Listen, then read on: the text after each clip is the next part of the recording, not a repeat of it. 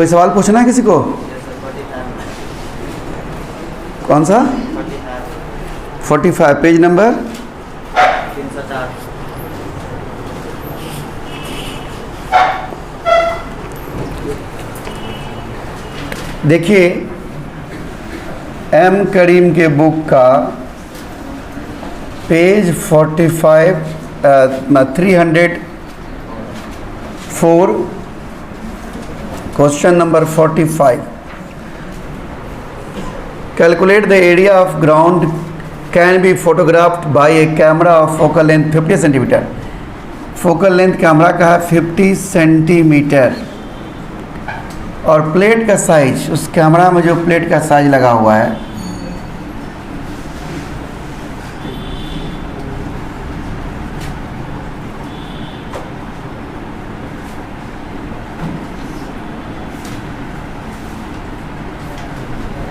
एक कैमरा है और इसमें ये पीछे प्लेट लगा हुआ है और प्लेट का साइज जो है वो 30 सेंटीमीटर इसकी चौड़ाई है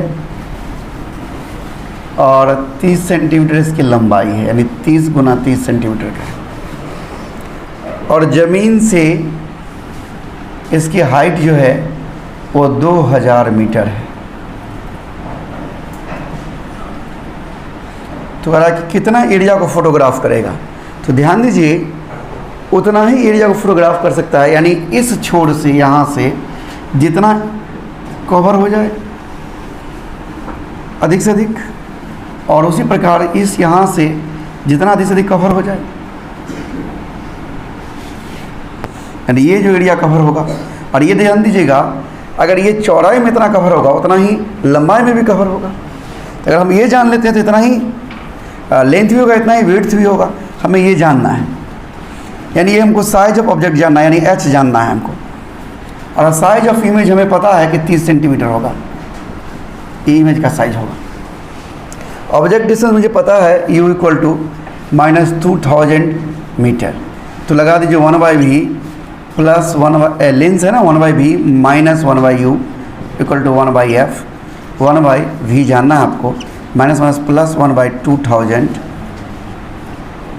1/f यानी 1/1/2 मीटर, यानी 1/v इक्वल टू 2 माइनस 1/2000, यानी 1/v equal to 3099 3999 divide by 2000, यानी v इक्वल टू 2000 बाई 3999, इतना मीटर हो गया। सच कहो तो ये 4000 ही है, 1/2 आप कह सकते हैं, हाफ मीटर कह सकते हैं। अब हम मैग्नीफिकेशन m बराबर इमेज का साइज बटा ऑब्जेक्ट का साइज बराबर image distance by object distance. तो यहाँ पर h का मान यानी इमेज का साइज 30 सेंटीमीटर यानी 30 और मीटर में बदले 10⁻² बटा ऑब्जेक्ट का साइज h, यही जानना है हमें। और इमेज डिस्टेंस v का मान 2000 डिवाइड बाई 999 और डिवाइडेड बाई u का मान 2000 कट जाएगा, यानी h equal to 30 × 10⁻² divided by 3999, ये हमारा मल्टीप्लाई हो जाएगा, सॉरी। तो h इक्वल टू इतना इंटू 3999, अगर इसको 4000 मान ले लगभग में अप्रॉक्स, तो ये हमारा अगर इसको हम 4000 मान लेते हैं लगभग में कह रहा हूँ, तो ये 2 0 से 2 0 ख़त्म हो जाएगा, यानी कितना बचाती है 1200 मीटर कह सकते हैं। तो ये h 1200 हुआ, जैसे ये चौड़ाई अगर 1200 हुआ तो लंबाई भी 1200 होगा। तो एरिया फोटोग्राफ्ड बराबर लंबाई गुना चौड़ाई h², यानी बराबर है 44 पर 4 0, इतना मीटर। कोई दिक्कत? ये हमारा निकल गया है जो एरिया फोटोग्राफ होगा। कोई दिक्कत? नोट कर लीजिए।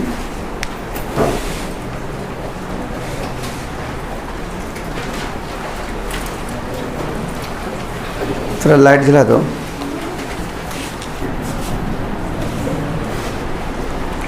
हमारे एक छात्र अभी अभी पधार रहे हैं, लेकिन इस कोरोना काल में इनका स्वागत भी नहीं कर सकते हैं हम।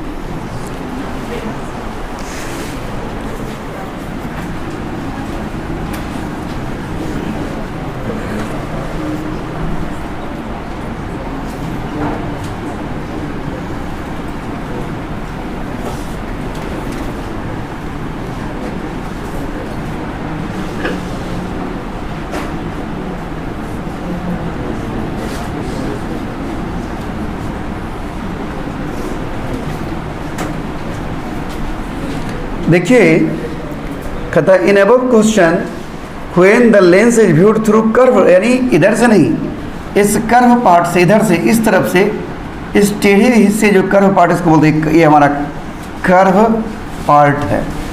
इधर से देखने पर हमें ये कहाँ दिखेगा, ध्यान दीजिएगा। It appears to be 2.5 centimetre, calculate its radius of curvature. ध्यान दीजिएगा, A plano convex lens appears 2 cm thick when it viewed through the plane surface. Plane surface से देखने पर यह 2 सेंटीमीटर मोटा दिखता था।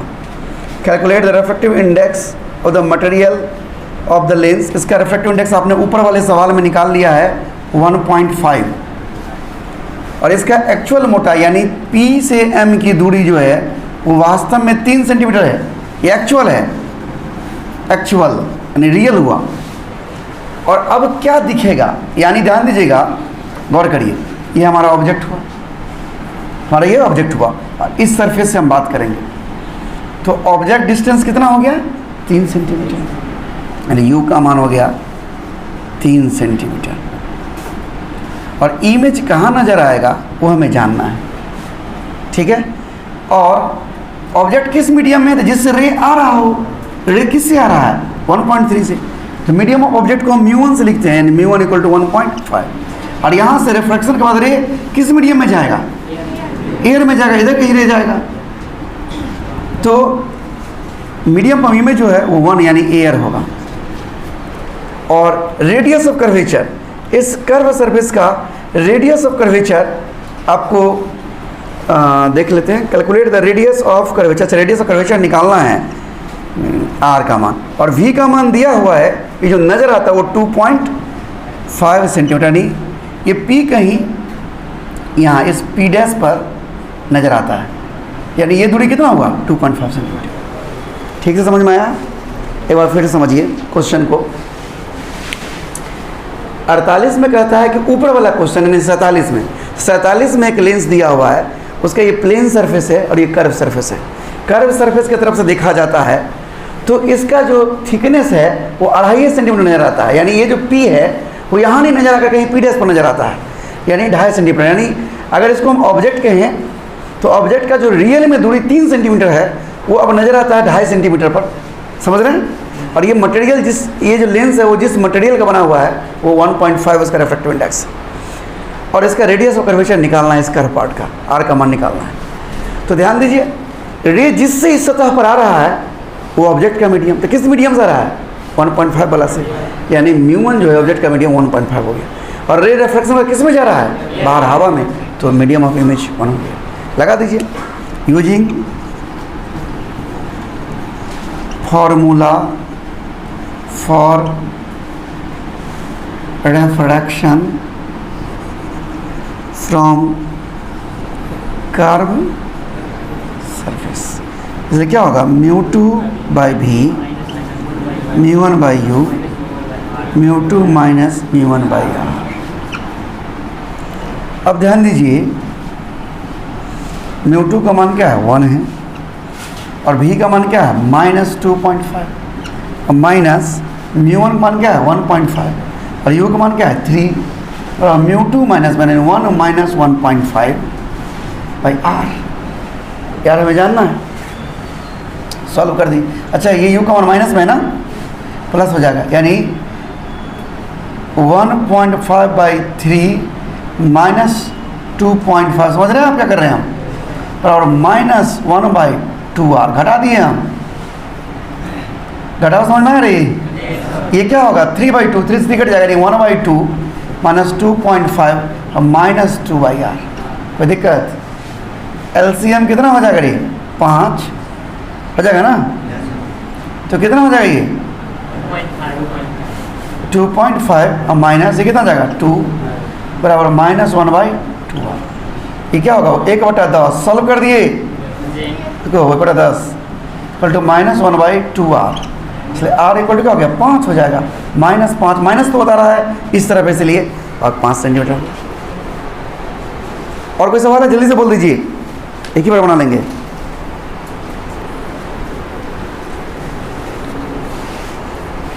और कोई है तो जल्दी से बोल दीजिए, टाइम नहीं वेस्ट करिए, जो बनाया है उनको पता ही होगा।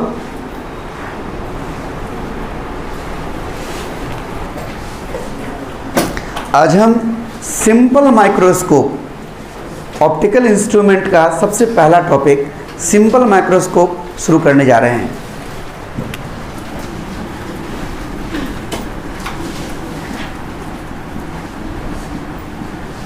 एक बार देख लीजिए हमारा कैमरा फोकस है कि नहीं। फोकस है। सिंपल माइक्रोस्कोप क्या है ये कहने में उतना सहज नहीं होंगे हम, फिर भी हम बताते हैं कि यह एक मैग्नीफाइंग ग्लास है, यानी मैग्नीफाई करने वाला, आवर्धित करने वाला, किसी छोटे ऑब्जेक्ट को बड़ा करने वाला सिंपली एक कॉन्वेक्स लेंस है।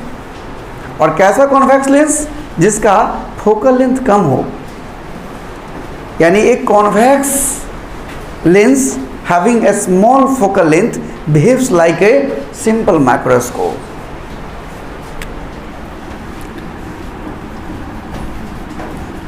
Simple microscope is a magnifying glass that is convex lens having a small focal length fitted in a wooden or plastic frame।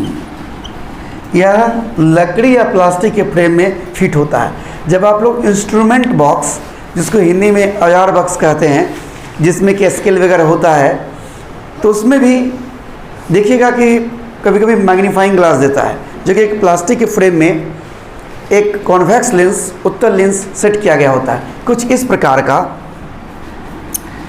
यहाँ पर हम फिगर बनाकर दिखा रहे हैं।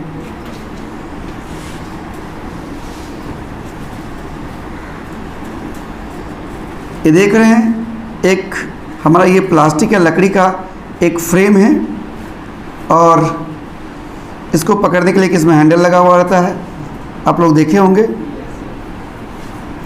और इसमें एक कॉन्वेक्स लेंस लगा हुआ है, आपको दिखाई तो नहीं दे रहा होगा, लेकिन मैं इसको दिखाने का प्रयास करता हूँ। ये हमारा इसमें कॉन्वेक्स लेंस लगा रहता है, देख रहे हैं। यही हमारा एक सिंपल माइक्रोस्कोप है, आपने कई बार देखा होगा। तो सिंपल माइक्रोस्कोप कैसे बना होता है, सारी बातें मैंने इसमें लिख दिया कि प्लास्टिक के फ्रेम में फिट किया हुआ एक कॉन्वेक्स लेंस है, और कैसा कॉन्वेक्स लेंस? जिसका फोकल लेंथ स्मॉल होता है। अब ये काम कैसे करता है और इसका मैग्नीफाइंग पावर क्या होता है, हम इस सब के बारे में बात करेंगे। हम इसका सबसे पहले रे डायग्राम खींचकर दिखाते हैं।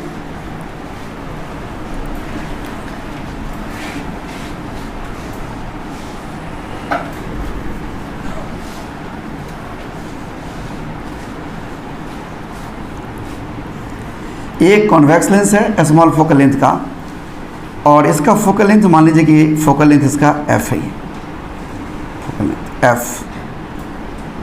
और इस फोकस के और इसके पोल या ऑप्टिकल सेंटर के ये प्रकाशीय केंद्र, उसके बीच में जब हम किसी छोटे ऑब्जेक्ट को, सूक्ष्म ऑब्जेक्ट को, छोटा ऑब्जेक्ट को जब हम रखते हैं तो क्या होता है, ध्यान दीजिएगा। जब भी हमें रे डायग्राम खींचना हो, किरण आरेख खींचना हो, तो हम एक रे हमेशा पैरेलल लेते हैं, और ये पैरेलल रे कहाँ से पास करता है? फोकस से पास करता है। तो किसी भी लेंस में दो फोकल लेंथ होते हैं, समझ रहे हैं? तो दूसरी तरफ जहाँ भी फोकल लेंथ होगा वहाँ से ये पास कर जाएगा।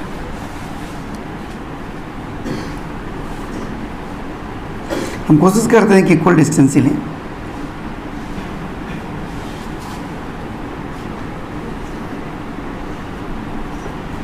देख रहे हैं किस तरह से रे पास कर जाएगा। और दूसरा रे हम 2f से लेते हैं,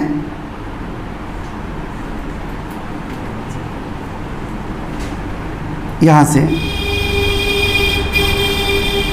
जो रे जाएगा, या रहने दीजिए वो वहाँ से जो दूसरा रे हम ऑप्टिकल सेंटर से पास करवाते हैं। तो ऑप्टिकल सेंटर से पास करवाते हैं, तो जो ऑप्टिकल सेंटर से पास करता है वो बिना डेविएट किए हुए निकल जाएगा ऐसे।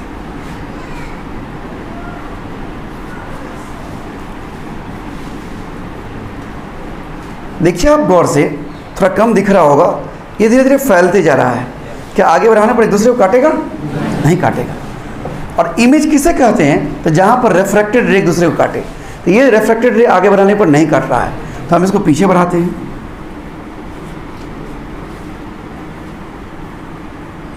इसे भी पीछे बढ़ाते हैं।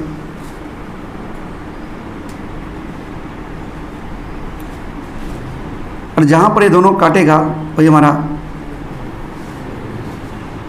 इमेज पॉइंट होगा। आप देख सकते हैं हमारा ए बी कोई ऑब्जेक्ट था जिसका image A dash B dash उसके पीछे बना। लेकिन ये कब बना? जब हमने ऑब्जेक्ट को यानी ए बी को हम वो ऑप्टिकल सेंटर, प्रकाशीय केंद्र और फोकस के बीच में रखा। यानी पोल और फोकस के बीच में जब रखते हैं ऑब्जेक्ट को, उसी कंडीशन में उसका वर्चुअल यानी काल्पनिक और मैग्नीफाइड इमेज उसके पीछे बनता है। ये सिंपल मैक्रोस्कोप का रे डायग्राम है। इसका हम वर्किंग भी लिखते हैं, फिर मैग्नीफाइंग पावर भी निकालेंगे। तो इधर हम लिखते हैं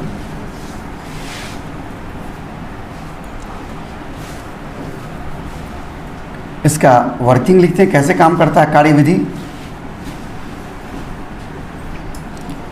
When an object is placed between focus and pole, यहाँ पर पोल ही हमारा ऑप्टिकल सेंटर है, optical centre, then a virtual magnified image A dash B dash formed behind the object as shown in figure। चित्र में जैसा कि देख रहे हैं वैसा बनता है। इसका मैग्नीफाइंग पावर क्या होगा? सबसे महत्वपूर्ण चीज़ मैग्नीफाइंग पावर। एग्जाम में भी मैग्नीफाइंग पावर ही फोकस करके पूछेगा इसे। और ये बहुत सिंपल है, इसलिए सब कुछ इसका सिंपल ही है। तो ऑब्जेक्ट को ऐसे रख दिया, ऐसे दिखा। कैसे बना हुआ है? तो भाई लकड़ी या प्लास्टिक के फ्रेम में तो वो कॉन्वेक्स लेंस लगा हुआ है। ये जो बीच वाला है ये कॉन्वेक्स लेंस है, कॉन्वेक्स लेंस है।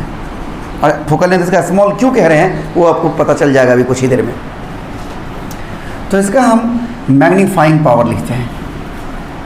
सबसे महत्वपूर्ण चीज़ यही है।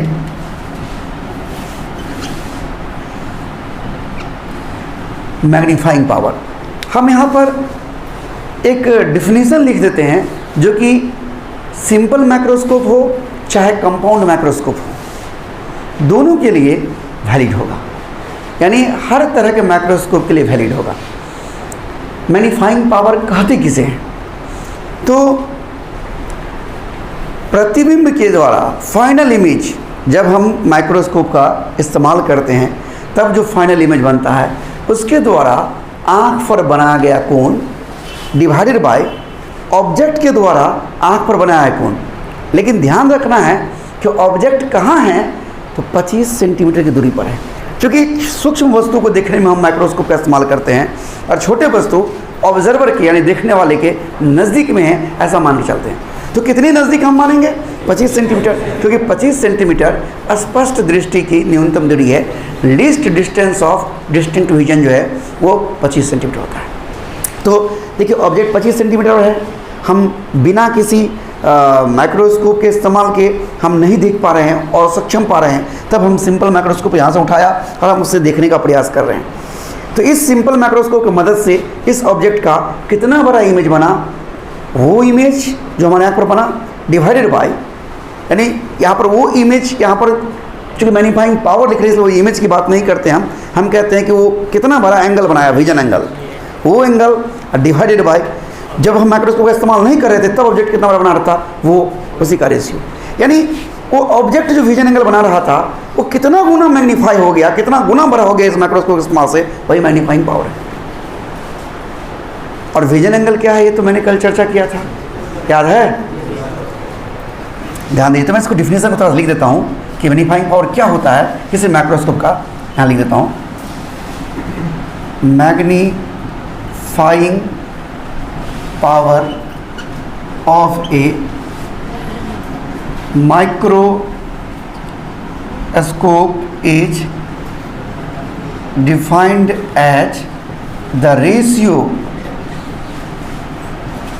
of final ratio of angle subtended by final image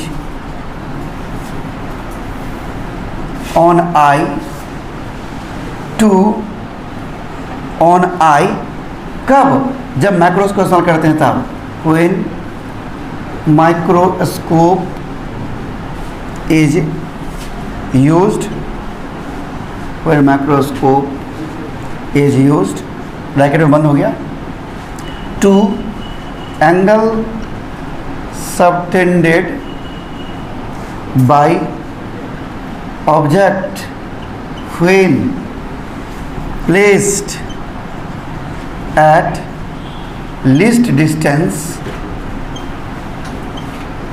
of distinct vision। Least distance of distinct vision मतलब हो गया स्पष्ट दृष्टि की न्यूनतम दूरी। ये जनरली एक स्टैंडर्ड वैल्यू इसका 25 सेंटीमीटर होता है, लेकिन किसी न्यूमेरिकल में इसका अलग मान भी दे सकता है, 20 सेंटीमीटर 22 सेंटीमीटर भी दे सकता है। तो जो दिया रहेगा वो लेंगे, अगर कुछ नहीं दिया है तो 25 सेंटीमीटर लेंगे। विजन ब्रैकेट लिख देता हूँ 25 सेंटीमीटर। ध्यान दीजिएगा, मैंने क्या कहा कि जब माइक्रोस्कोप का इस्तेमाल करेंगे तो फाइनल इमेज के द्वारा आँख पर बनाया गया कोण डिवाइडेड बाय ऑब्जेक्ट के द्वारा आँख पर बनाया कोण, जब हम ऑब्जेक्ट को 25 सेंटीमीटर दूरी पर रखते हैं, ये माइक्रोस्कोप का मैग्नीफाइंग पावर हो गया। यही अगर हम टेलीस्कोप का दूरबीन का कहते तो दूरबीन में बड़ा वस्तु होता, जैसे मान लीजिए कि हम मंगल ग्रह को देख रहे हैं, मार्स को देख रहे हैं, क्या मार्स को हम उठाकर 25 सेंटीमीटर ला सकते हैं क्या? इसलिए वहाँ पर केवल ये बात हम नहीं कहेंगे कि when placed at least distance of distinct vision, बाकी सब यही बात कहेंगे कि फाइनल इमेज के द्वारा आँख पर बनाया कोण, कब? जब हम टेलीस्कोप का इस्तेमाल कर रहे हैं तब, डिवाइडेड बाय ऑब्जेक्ट के द्वारा आँख पर बनाया गया कोण। लेकिन ये बात इसमें जुड़ा हुआ है कि जब ऑब्जेक्ट को 25 सेंटीमीटर रखे हैं, लेकिन उसमें ये बात नहीं कहेंगे। यानी दोनों का मैग्नीफाइंग पावर का डिफरेंस सेम ही है, बस अंतर ये है कि ये इसको हम नज़दीक में 25 सेंटीमीटर रख सकते हैं, हम मंगल ग्रह को नहीं रख सकते हैं 25 सेंटीमीटर पर। बात समझ गए? अब देखिए, तो सबसे पहले हम क्या करते हैं, इसको जगह को हम दो भागों में बांट लेते हैं ताकि हम जगह को थोड़ा बचा सकें, थोड़ा हम एफिशिएंट हो गए हैं यहाँ। अब देखिए, ये फाइनल इमेज को हम, हमारा ये आँख है, हमारा नहीं, सब लोग अपना अपना आँख समझिए क्योंकि सब अपना अपना पढ़ रहा है ना, और ये ऑब्जेक्ट है, ऑब्जेक्ट है हमारा ए बी, देख रहे हैं आप, और इसे हम 25 सेंटीमीटर दूरी पर यानी डी डिस्टेंस पर, ये है हमारा स्पष्ट दृष्टि की न्यूनतम डी। ये जनरली 25 सेंटीमीटर तक, करीब करीब 25 सेंटीमीटर होता है, इस पर हम रखते हैं और खुली आंखों से बिना किसी माइक्रोस्कोप के इस्तेमाल के इसको देखने का प्रयास करते हैं। तो आंख पर जो कोण बनता है वो मान लीजिए थीटा बनता है। क्या बनता है? थीटा। थीटा क्या है? Angle subtended by object when placed at D. इसीलिए चूंकि ये एंगल छोटा है, अगर ऐसे ही दिखाई देता तो माइक्रोस्कोप का क्या जरूरत था, एंगल छोटा है, और जब एंगल छोटा हो तो थीटा बराबर होता है टेन थीटा के। तो यहाँ पर हम लिखेंगे थीटा बराबर होगा टेन थीटा के लगभग, और कितना हो जाएगा A B divided by D, equation 1 हो जाएगा। कोई दिक्कत? अब हम इसी वस्तु को माइक्रोस्कोप का इस्तेमाल करते हैं। यहाँ जैसे कि चित्र बना हुआ है, माइक्रोस्कोप इस्तेमाल किया हुआ है। ये फाइनल इमेज देखिए, आँख को एक्चुअली हम लोग यहाँ पर सटा के रखते हैं, इसके बहुत नज़दीक आँख होता है। तो यानी जितना एंगल इस पर बनेगा करीब करीब उतना एंगल आँख पर बनेगा। तो इस फाइनल इमेज के द्वारा इस लेंस पर जो एंगल बन रहा है वो मान लीजिए कि अल्फा बन रहा है, तो ये हमारे आँख पर भी बनेगा। देख रहे हैं? कंसीडर द फिगर को देखिए। लेट अल्फा है angle subtended by final image on eye when microscope is used। देख रहे हैं? इसीलिए अल्फा बराबर होगा टेन अल्फा के। देख रहे हैं? और टेन अल्फा कितना हो जाएगा? A dash B dash divided by A dash P, नहीं A dash B dash divided by A dash P. और गौर से देखिए, चूंकि ये triangle A dash B dash P और ए बी पी ये दोनों सिमिलर ट्रेंगल है, तो जो ये होगा वही angle A B by A P होगा, नहीं होगा? और ए पी क्या है? ऑब्जेक्ट की दूरी है इस लेंस से, यू ई है, यू ई नहीं सीधे यू कहिए, ऑब्जेक्ट डिस्टेंस है। कोई दिक्कत? ये ए बी यानी ए पी जो है, ए पी इस लेंस से इस ए बी ऑब्जेक्ट की दूरी है। देख रहे हैं आप? तो यहाँ पर हम लिख देते हैं A B by A P. A P के छोड़ पी ए लिखे तो अच्छा रहेगा, चलिए ए पी लिख देते हैं। यानी हम कह सकते हैं कि अल्फा बराबर है टेन अल्फा के, और वो बराबर है ए बी बट्टा यू के। ये क्वेश्चन 2 हो गया। कोई दिक्कत? अब हम फाइनल इमेज की तरह बनाएगा कौन? अल्फा है, और वस्तु की तरह बनाएगा कौन? थीटा है। और मैग्नीफाइंग पावर का डेफिनेशन कहता है कि मैग्नीफाइंग पावर जो होगा, मैग्नीफाइंग पावर जो है यार इसको एम कहते हैं। तो ये हमारा इमेज की तरह कौन यानी अल्फा बाई थीटा होगा, यानी M equal to alpha A B by U divided by A B by D A B से भी कट जाएगा, यानी डी बाई यू होगा, यानी एम इक्वल टू हो गया डी बाई यू। अब हम यू का मान यानी ऑब्जेक्ट का दूरी अलग अलग हो सकता है, तो हम कहाँ फाइनल इमेज देखना चाहते हैं उसके हिसाब से यू का मान अलग होगा। तो क्या क्या होगा वो हम देखेंगे, लेकिन हमारे पास अभी जगह नहीं है, आप इतना छाप लीजिए।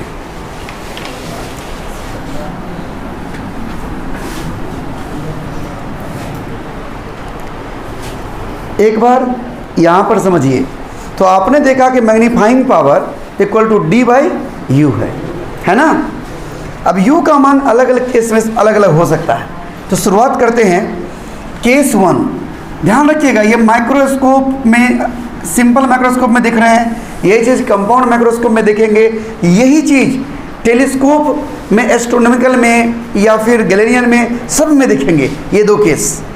जैसे मैग्नीफाइंग पावर का डिफिनेशन मैंने इसमें लिखा है, वैसे उस सब में भी यही बात होगी सेम। इसी तरीके से डी दूरी पर इसमें देखे हैं, माइक्रोस्कोप में देखे हैं ना, लेकिन उसमें टेलीस्कोप में ये डी दूरी नहीं होगा, लेकिन बाकी जो दूरी होगा उसी दूरी पर वैसे ही निकालेंगे थीटा का मान, वैसे ही निकालेंगे फाइनल इमेज और अल्फा का मान। यानी बात करीब करीब एक ही जैसा होगा। अगर एक समझदार व्यक्ति इसको देखेगा तो उसको लगेगा कि कुल मिलाकर सब एक ही तरह का चीज़ है, और ना समझ के लिए सब अलग अलग चीज़ है। देखिए ध्यान से, केस 1 देखिए, पहली स्थिति, जब हम फाइनल इमेज को स्पष्ट दृष्टि की न्यूनतम दूरी पर बनाना चाहते हैं, हम चाहते हैं कि जो फाइनल इमेज है वो हमारी आँख से 25 सेंटीमीटर दूरी पर बने, यानी when final image formed at D। ध्यान दीजिए, u का मान माइनस u, v का मान क्या इधर ही बनाना इमेज माइनस d, समझ में आया। और लेंस का फोकल लेंथ तो f बराबर f मानिएगा, फोकल लेंथ दिया हुआ है, तो क्या होगा 1/v minus u 1/u equal to 1/f, चूँकि कॉन्वेक्स लेंस है इसीलिए 1/- d माइनस u बराबर 1/f। यहाँ से जगह नहीं है, मैं इधर लिखता हूँ, थोड़ा घेर के इधर बचा रहा हूँ। तो क्या हो जाएगा 1/d plus 1/u equal to 1/f, या 1/u equal to 1/f minus 1/d। 1/u का मान निकल चुका है हमको, देखिए 1/u का मान इस केस में निकल गया है, 1/u का मान। तो मैग्नीफाइंग पावर क्या है d/u, इसीलिए m बराबर d इंटू 1/u है, d/u है ना हुआ, यानी m इक्वल टू d, और 1/u का मान कितना है 1/f माइनस 1/d, इसे मल्टीप्लाई कर दीजिए, यानी d/f, देखिए ध्यान से देखिए d/f माइनस d कटेगा 1। एक मिनट, मुझे माइनस क्यों आया,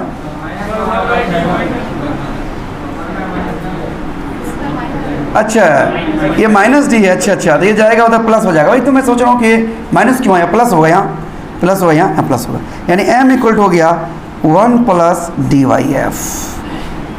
ये देखिए हमारा मैग्नीफाइंग पावर निकल गया है उस कंडीशन में जब हमारा फाइनल इमेज कहाँ बन रहा है d पर, यानी हम d पर चाहते हैं तो हमको u जो है यानी वस्तु की दूरी जो है 1/f प्लस 1/u बराबर 1/f प्लस 1/d होना चाहिए। यहाँ से हम u का मान निकाल सकते हैं, यानी कितना दूर पर हम वस्तु रखें ताकि फाइनल इमेज कहाँ बने, d पर बने। और उस कंडीशन में मैग्नीफाइंग पावर क्या होगा, ठीक समझ रहे मैं क्या कर रहा हूँ, मैंने अभी क्या समझाया, कितना दूर पर रखें, यानी u क्या हो, यहाँ से u निकाल लीजिए, उतना दूर पर रखने पर इमेज कहाँ बनेगा, d पर बनेगा। और जब d पर इमेज बनेगा तो मैग्नीफाइंग पावर कितना होगा, m equal to 1 plus d/f। देखो फोकल लेंथ जितना कम होगा मैग्नीफाइंग पावर ज़्यादा होगा, इसलिए मैंने लिखा था स्मॉल फोकल लेंथ। अब दूसरा केस देखिए, केस टू में फाइनल इमेज को हमको कहाँ बनाना है, तो इन्फिनिटी पर। और जब फाइनल इमेज इन्फिनिटी पर बनता है तो उसे हम नॉर्मल विजन कहते हैं, नॉर्मल विजन। क्या आप लोग कभी एकदम रिलैक्स हो, फुर्सत में हो, कोई ऐसे काम का बर्थडे नहीं हो, शाम का समय हो, धूप थोड़ा कम हो गया हो, आप अपने छत पर या किसी मैदान में हो, तो आपको खुले आसमान को देखना अच्छा नहीं लगता है क्या? लेकिन मुझे तो शहर में नहीं अच्छा लगता है, क्योंकि शहर में आसमान तो दिखता ही नहीं है, तो काला काला दिखता है। मैं इस लॉकडाउन के समय में गांव में रहा और देखा कि गांव में आसमान नीला दिखता है। आप हमारे कुछ वीडियो में देखे होंगे कि हम अपने गैलरी में खड़ा होकर जब वीडियो बनाते थे तो कौवा काँव काँव करता था। मुझे कई बार इच्छा हुआ कि बच्चों को कौवा भी दिखा देते हैं। तो गांव में मैंने इस चीज़ को महसूस, जब गांव में एक बार मैंने लंबा ब्रीथ लीजिए, लंबा सांस लीजिए, तो जो अपने कलेजे को जो अनुभूति मिलती है वो शहर में नहीं मिलती है। ये मैंने रियलाइज किया। तो इसका नाम क्यों है नॉर्मल विजन? क्योंकि जब हम बहुत दूर के वस्तु को देखते हैं तो आंखों पर स्ट्रेन नहीं होता है, आंखों पर दबाव नहीं होता है, प्रेशर नहीं होता है, इसलिए इसका नाम है नॉर्मल विजन, सामान्य रूप से देखना। तो केस 2 देखते हैं हम, ये दिख रहा है यहाँ पर। तो case 2 for normal vision. Normal vision मतलब हो गया कि फाइनल इमेज कहाँ बने, इन्फिनिटी पर बने। That is final image formed at infinity. Final image कहाँ बन रहा है, इन्फिनिटी पर। इस केस पर हम विचार कर रहे हैं, जगह का अभाव इसलिए देखते हैं। तो अब फाइनल इमेज यानी अब देखिए u का मान तो वही माइनस u है, लेकिन फाइनल इमेज बन रहा है इन्फिनिटी पर और फोकल लेंथ तो वही f है। तो लगा दीजिए 1/v minus 1/u equal to 1/f, 1/v का मान infinity minus u equal to 1/f, यानी u इक्वल टू क्या आ गया, f, यानी u का मान f आ गया है। इसलिए magnifying power m equal to हमारा d बाई u है, यानी d बाई क्या हो गया, f, यानी m का मान आ गया d बाई f। यानी मैग्नीफाइंग पावर 1 से कम हो गया है। देखिए ना, यहाँ 1 प्लस d बाई f था, वहाँ सीधे d बाई f 1 से कम हो गया है जब इमेज कहाँ पर बनता है, इन्फिनिटी पर। यानी when final image is form at infinity then magnifying power less than unity, एक से कम हो जाता है। That is when final image formed at infinity then magnifying power less than unity। मुझे एक चीज़ बताइए, क्या ये इतना तो लिख लिए हैं, इतना ही काम जगह काम मुझे, और जो नहीं लिखे हो बगल वाला पड़ोसी कब काम आएगा हैं? तो देखिए इस प्रकार से हम ये पूछ चुके हैं कि मैग्नीफाइंग पावर एक से घट जाता है। अब आप गौर से देखिए, इस दोनों मैग्नीफाइंग पावर में f नीचे है, डिनोमिनेटर में है, यानी f का मान कम होगा तो मैग्नीफाइंग पावर ज़्यादा होगा। यानी यहाँ से हम कह सकते हैं कि for larger magnifying power focal length of convex lens must be small. लेकिन जानते हैं समस्या क्या है कि फोकल लेंथ जब घटेगा यानी लेंस का पावर बढ़ेगा, और जब पावर बढ़ेगा तो लेंस पतला होगा कि मोटा होगा? लेंस क्या होता है? पावर बढ़ाने के लिए लेंस क्या होता है? मोटा होता है। ये नहीं बुझ में आता है? कमाल विद्यार्थी, 10वां में पता नहीं क्या पढ़ा है, बिना चश्मे का पढ़ लिया क्या। देखिए जब पावर बढ़ेगा तो लेंस का थिकनेस बढ़ेगा, मोटाई बढ़ेगा, और लेंस मोटा होगा इसका मतलब है कि लेंस का रेडियस ऑफ कर्वेचर छोटा होगा, और रेडियस ऑफ कर्वेचर कम होने की वजह से यानी लेंस मोटा होने की वजह से बहुत सारी समस्याएं आने लगती है। यानी एक ही वस्तु का इमेज जब मोटा लेंस होगा तो उसमें प्रिज्म का गुण ज़्यादा आ जाएगा ना। मैंने आपको पिछले वाले लेक्चर में बताया है कि लेंस कह सकते हैं कि छोटे छोटे प्रिज्म से बना हुआ है, तो उसमें प्रिज्म का गुण ज़्यादा आएगा, और जब प्रिज्म का गुण ज़्यादा आएगा तो वो प्रकाश का डिस्पर्सन, वर्ण विक्षेपण करने लगेगा, और जब वर्ण विक्षेपण होने लगेगा तो एक ही वस्तु का सतरंगी इमेज बनने लगेगा, यानी लाल पीला नीला हरा सब तरह का इमेज दिखने लगेगा आपको। और यह भी एक दोष है, यानी आप जिस चीज़ को देखना चाह रहे हैं वो ज़्यादा साफ नहीं दिख पाएगा। यानी एक निश्चित एक खास लिमिट से, एक खास सीमा से अधिक मैग्नीफाइंग पावर आप नहीं बढ़ा सकते हैं सिंपल माइक्रोस्कोप का। यानी सिंपल माइक्रोस्कोप का अब अंत हो गया है, पता चल गया कि एक खास सीमा से ज़्यादा वो काम नहीं कर सकता है, हमको उससे भी छोटा चीज़ देखना है, तो हमें चाहिए कंपाउंड माइक्रोस्कोप, जो हम अगले क्लास में बात करेंगे। देखिए इसके जन्म से लेकर मरण तक की कहानी मैंने कैसे सुनाया। ये है हमारे पढ़ाने का स्किल, लेकिन आप लोगों को तो मोदी वाला स्किल समझ में आता है। ध्यान दीजिए। ओके, देखिए यहाँ मैं इसको लिख देता हूँ यहाँ कि फ्रॉम एबव, ऊपर से, from above it is clear that, यह स्पष्ट है कि clear that as the focal length of a convex lens, focal length of convex lens decreases, the magnifying power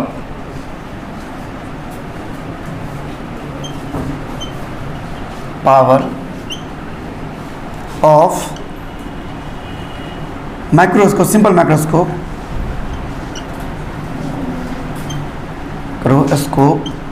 increases। अब देखिए, लेकिन एक समस्या यहाँ है कि जैसे जैसे फोकल लेंथ घटता है लेंस का थिकनेस बढ़ता है, और इससे क्रोमेटिक एब्रिएशन की समस्या यानी अनेक रंगों के इमेज बनने की समस्या खड़ी हो जाती है। As the focal length decreases, thickness of lens increases,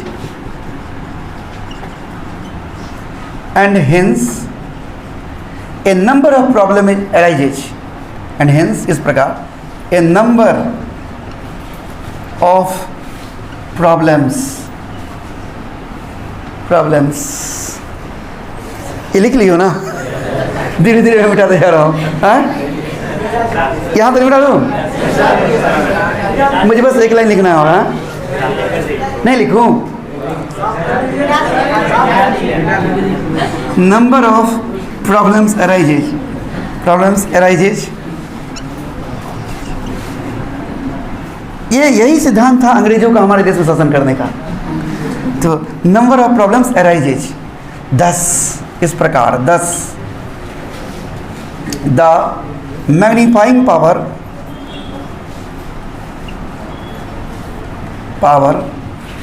of a microscope, a simple microscope